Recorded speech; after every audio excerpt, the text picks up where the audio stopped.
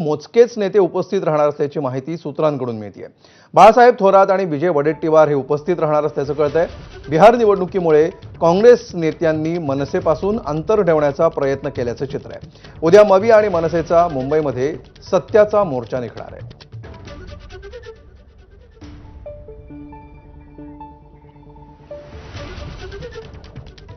तर उद्याच्या मोर्चाला काँग्रेसमधून कुणी जायचं याचा निर्णय आमचे महाराष्ट्र प्रभारी रमेश चेन्नीथला घेतील. आमचा पक्ष या मोर्चामध्ये सहभागी होणार आहे अशी माहिती खासदार वर्षा गायकवाड यांनी दिली आहे.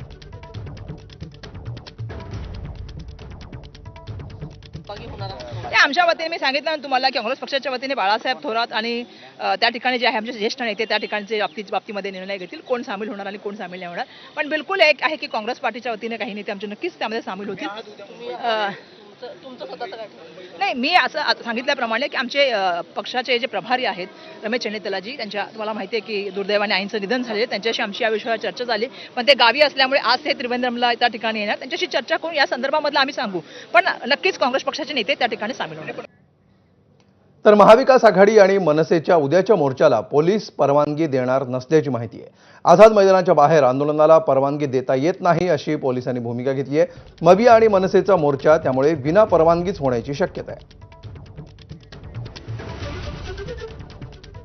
दरम्यान उद्याच्या मविया मनसेच्या मोर्चावर भाजप माध्यम प्रमुख नवनाथ बन यांनी टीका केली आहे. उद्या सत्याचा मोर्चा नसून असत्याचा मोर्चा असल्याचा टोला बन यांनी लगावलाय. तर हा सत्याचा मोर्चा नाही तर असत्याचा मोर्चा आहे.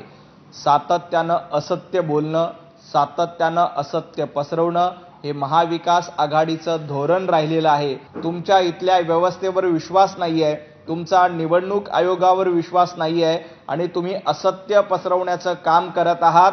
तुम्हाला मोर्चा काढण्याच्या आधी आपल्या खासदारांचा राजीनामा घ्यावा आणि मग हा मोर्चा काढावा. उभाटा गटाच्या वतीनं फॅशन स्ट्रीटवरून फॅशन शो काढण्याचा हा प्रयत्न आहे, परंतु महाराष्ट्रातल्या जनतेनं हा फॅशन शो आधीच फ्लॉप केलेला आहे. उद्या देखील हा फॅशन शो फ्लॉप होईल.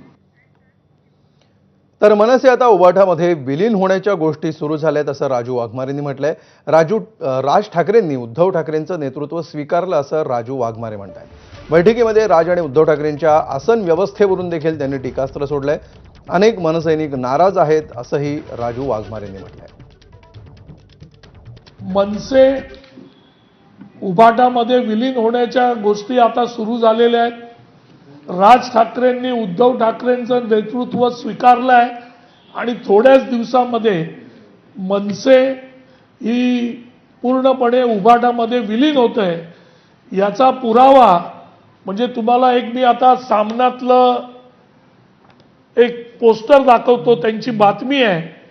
या बातमीमध्ये बघा उद्धव ठाकरे कुठे बसलेत प्रमुख म्हणून आणि एखाद्या